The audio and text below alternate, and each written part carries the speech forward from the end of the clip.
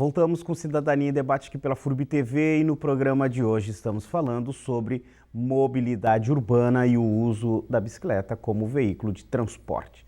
Para falar sobre este assunto, o nosso convidado é o presidente da Associação Blumenauense Pró Ciclovias, Giovanni Rafael Seiba.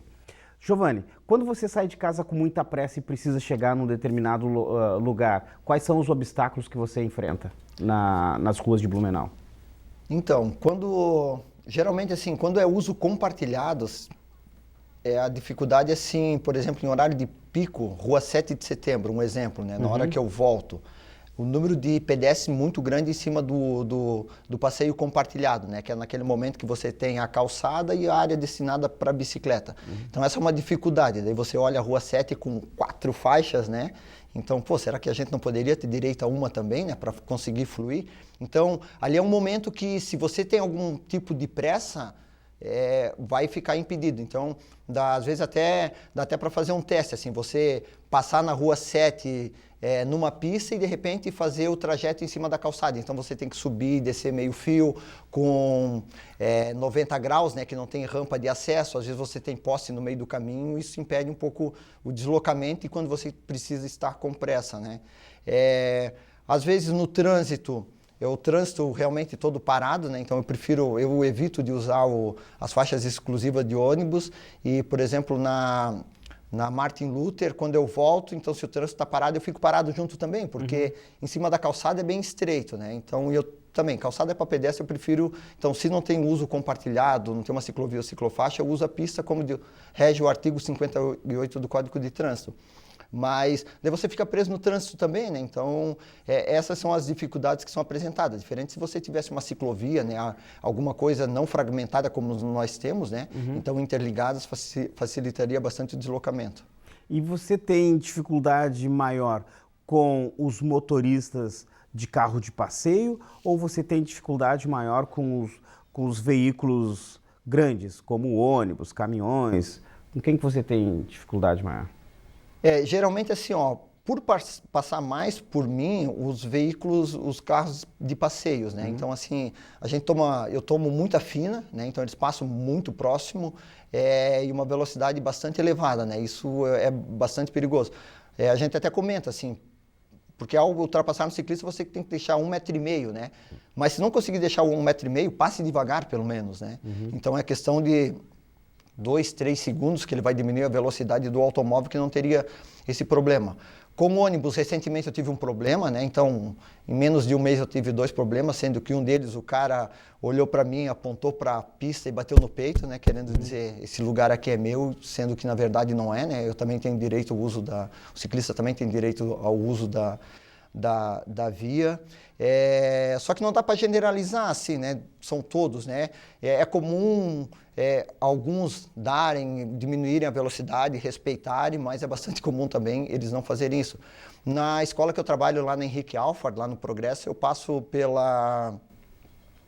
agora ali esqueci o nome da via ali, como é que é? Emílio Thalmann, naquela região ali do Emílio Thalmann, né? Então, como eu passo num horário bastante certo, assim, né, que geralmente 7 horas eu estou passando por ali, então já tem motoristas de ônibus que já me conhecem pelo dia a dia, né? Então, daí já tem uma amizade, eles já abrem, já passam, a gente cumprimenta, então a coisa flui melhor, né? E uma coisa que eu sempre falo, mas não dá para generalizar, são as motoristas de táxi também.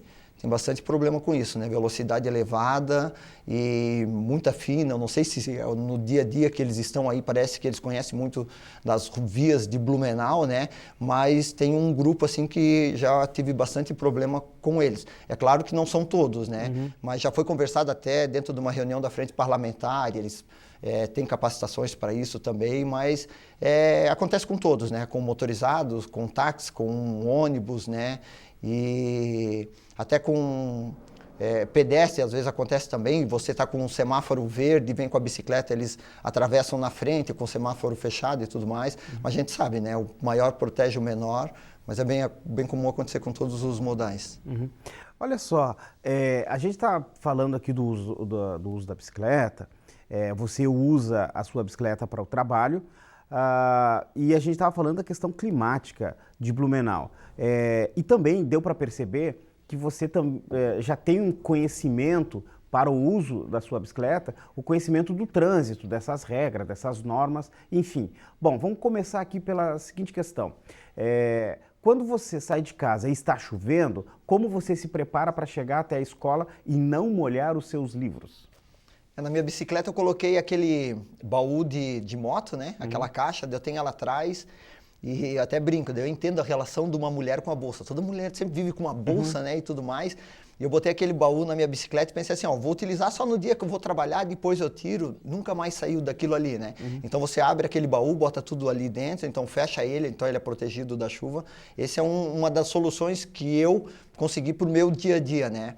E daí eu tenho também a mesma roupa que o pessoal de moto tem, as capas de chuva e tudo mais, proteção pro pé e a roupa dentro do baú também. Então meu material, minha roupa, então sempre tenho ali dentro, daí quando chega no local, onde tem, toma-se um banho ou de repente faz a troca da roupa, então foi uma maneira que eu fui me adaptando no dia a dia e não há problema algum. E às vezes eu até sempre olho assim, né? Porque você tem muitos motociclistas que no dia a dia também andam na chuva e não é problema algum também. Eles têm as roupas dele, então a bicicleta funciona da mesma maneira. Tá, e outro ponto, é interessante que o ciclista tenha conhecimento das regras, claro, de trânsito, vai ter que ter esse conhecimento, mas você acha que é interessante ele ter conhecimento de como a bicicleta deve ser usada na rua? Isso é bem interessante, Carlos, porque assim, ó, eu não sou ciclista, digamos assim, eu não sou ciclista, eu quero pedalar, resolvi, vou ali numa loja, compro a bicicleta. Até um tempo atrás elas não vinham nem com os equipamentos obrigatórios de segurança, né? Então a gente era comum e de repente quando você vai em alguma outra loja que não vende bicicleta, né? Que vende eletrodoméstico, cama, mesa e tudo mais e tem um departamento lá com as bicicletas, você pode chegar lá e vai ver que elas não estão com os equipamentos obrigatórios.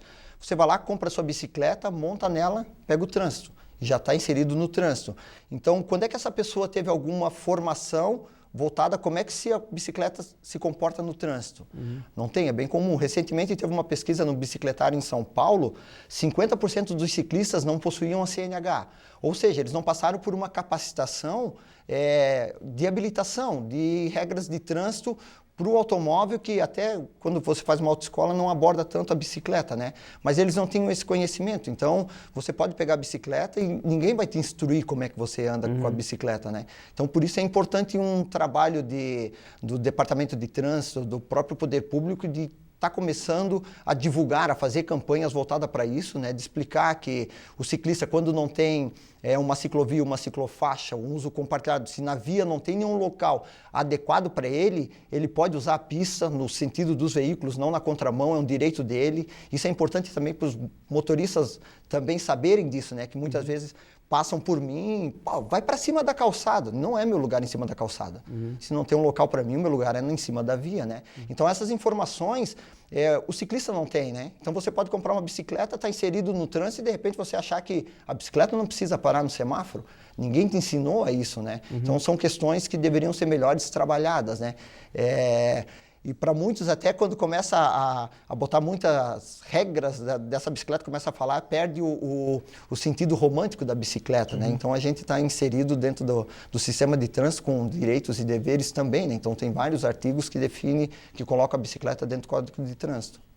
Você tinha falado antes que hoje nós temos bicicletas de todos os modelos e atende aos interesses diversos.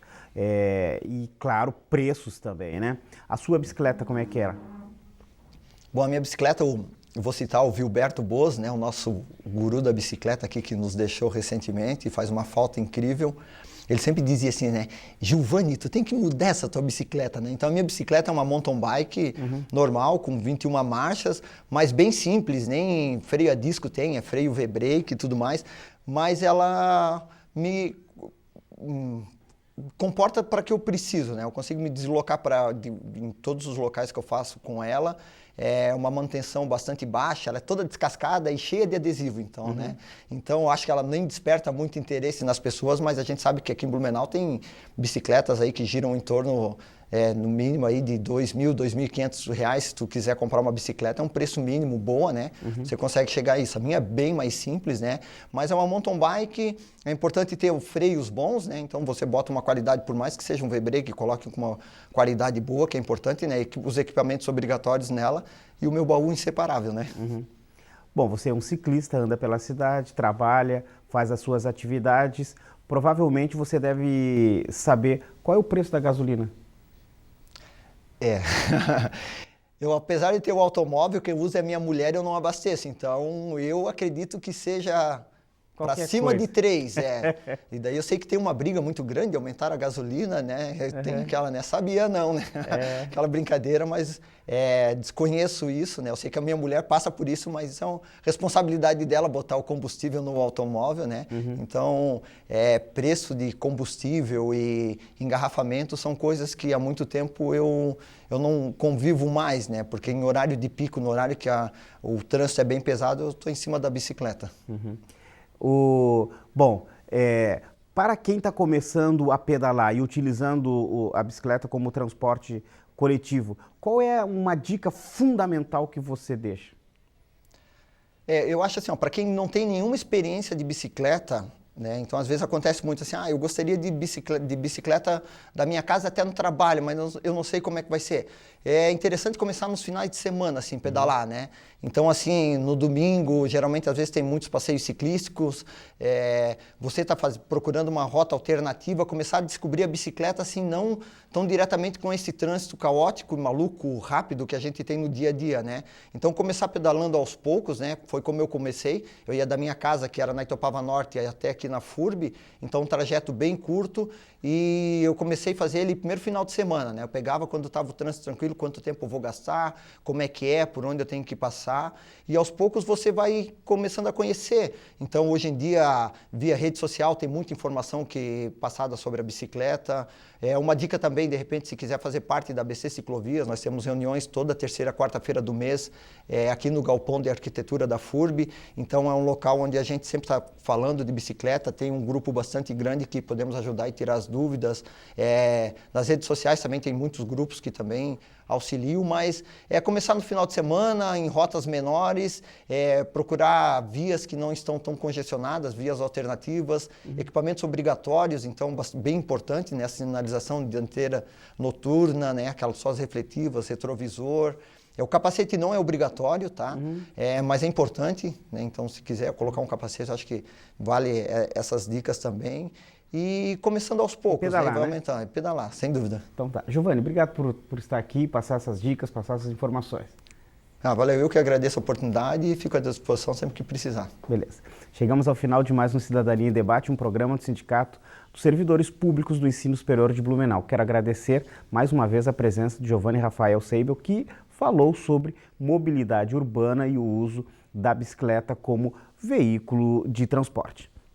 Também quero agradecer a você que esteve ligado no nosso programa. A gente volta a se encontrar na próxima segunda-feira aqui na FURB. Tenha uma boa semana. Tchau. A gente se encontra novamente.